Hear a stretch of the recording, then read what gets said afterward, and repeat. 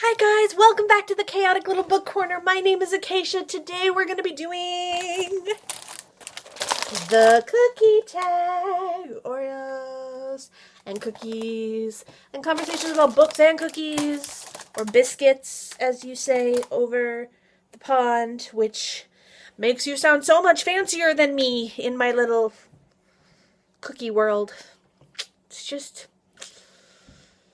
We just don't sound fancy over here. We just don't sound fancy. Alright, so let's start with the chocolate chip. And the chocolate chip is followed with, or paired with, I should say, the great American classic. And you will accept my apologies when I show you something.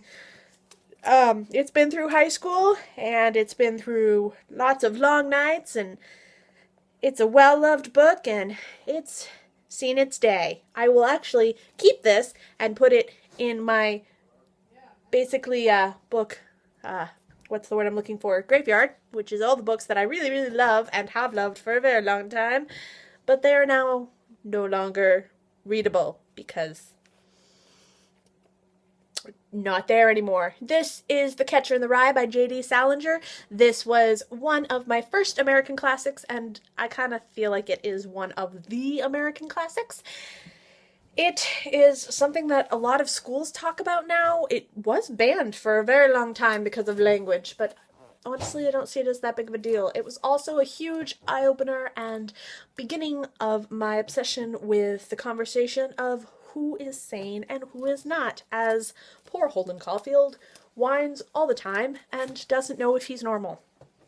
Poor Holden.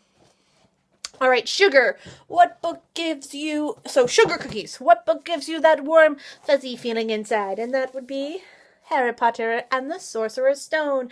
I did read this one when I was about... Let's see. If I got this for my 1999... and I was born in 89, so I was 10. I was 10 years old when I read this. I thought I was younger, but maybe not.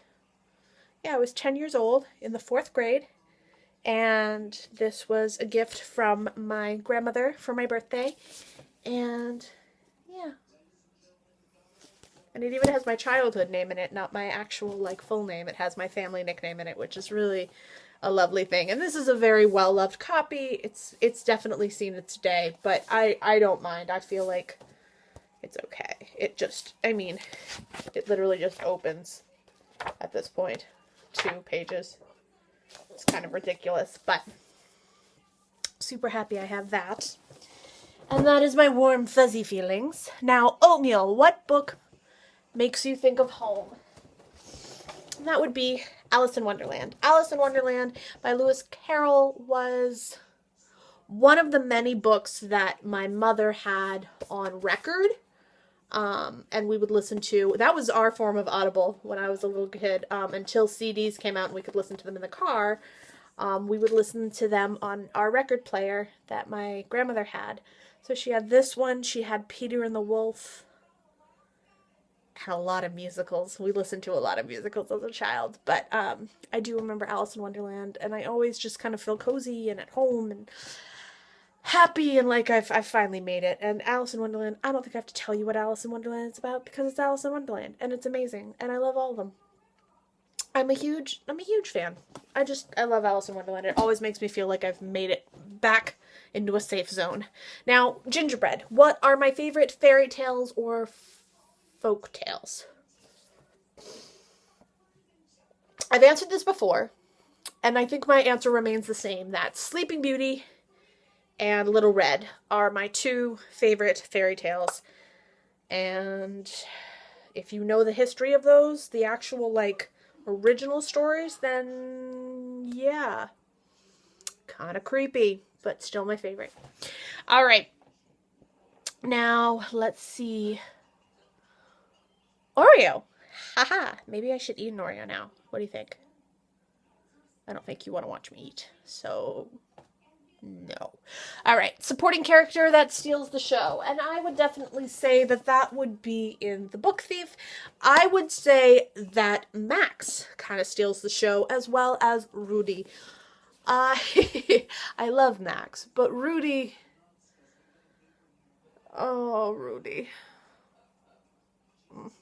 Just, he's the kind of little boy that you wish you had as a child, following you around and falling in love with you for no apparent reason. Very sweet boy.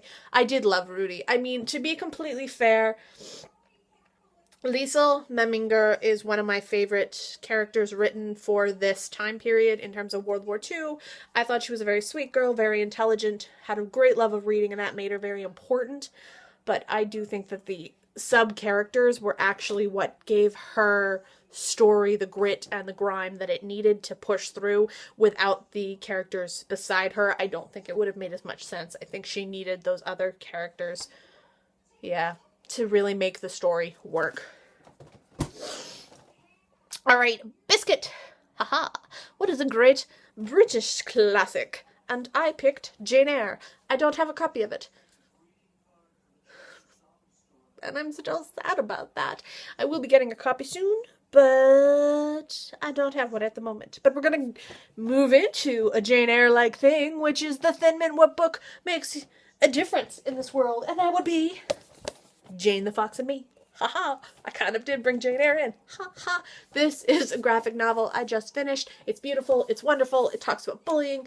It talks about... Ooh, I opened right to the Jane Eyre part. Haha. This is how the Jane Eyre conversation goes. So it's about a young girl. She is reading Jane Eyre, and so when you're looking at her perspective, it's all black and white and dark and dingy, and she's feeling overweight, and she's feeling sad, and like she has no friends. And then when she reads Jane Eyre, she's happy, and she sees color. And it's just such a beautiful, wonderful book. I gave it 5 stars. I will be reviewing this in a little more depth in my January wrap-up. So good. All right. Shortbread. What is a writer that is addicting? And that would be Helen Oyemi. And I cannot wait for her new book to come out. I've read almost everything. I have Mr. Fox and the Icarus Girl, and then the new one that's coming out to read. But, oh my gosh, I love everything. This is what is for witching, but I love everything that she writes. I don't know why. It just steals me every single time. Love it. Love it. Addicting. I'll buy anything that she comes out with without question. Yes. Yes, yes. Yes. No questions.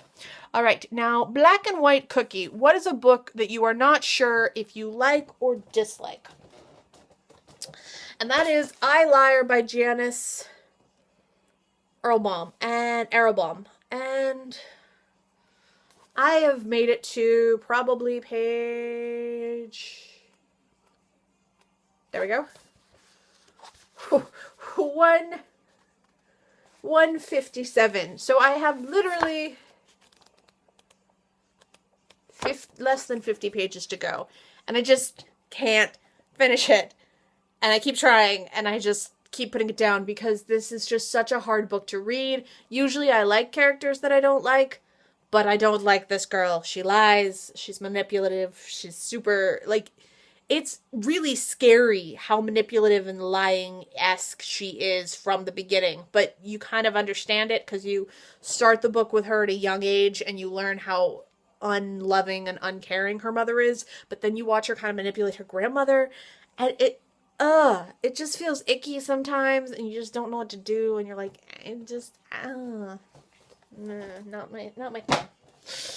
But I like it. I don't know. With Black and White Cookies, I have to admit, here's my thing with Black and White Cookies.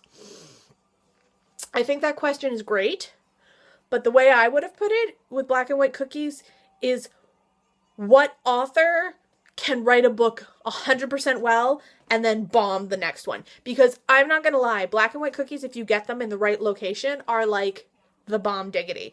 But if you get them in the wrong location, forget about it. It's going to be an awful cookie. All right, I'm done on my Black and White Cookie logic. So, dog treat. What is your favorite literacy animal? Oh, okay.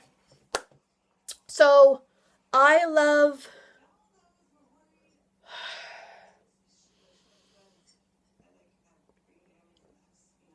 I could say North's bear from The Gracekeeper. here's how I'm going to answer this. There's two mythical, so there's the mythical creature aspect where I love unicorns. I think unicorns are fabulous. I really love unicorns. Yay, unicorns. Happy day with unicorns. I also like dragons. I like both of them. So that's one easy answer. But I think that the way I'm going to answer this fully is I like butterflies in books. I don't have a butterfly in particular that I like, but The Collector talks about butterflies. The Contrary Tale of the Butterfly Girl talks about butterflies. There's just all these books that I really love to read that have butterflies and use them as a symbol for freedom or beauty or something captured that's just unable to survive or protect itself. And I think that is probably my literacy animal that I most gravitate towards. Because that's the only way I can figure out how to answer this. Because, I mean, I'm not, like, a big Lassie person, or... I don't have any... I'm sure as soon as I turn off the camera, I'll think of something. But I don't have any literacy animals that stick out in my brain. I just don't. I have mystical creatures, which are unicorns and dragons. But as far as a literacy animal, I reach for books with butterflies. I don't know why. It just seems to be something I end up gravitating towards. So that's how I'm going to answer that. I'm now going to eat a cookie. And I'm going to tag Selena Rodriguez 123 and anybody else who wants to do this. I would love to see Kate Howe's. And I'm super excited to see that. And if Boho Bookworm wants to do this as well, I'm totally down for that because I love her videos. So... those would be my requests down below for tagged people. And then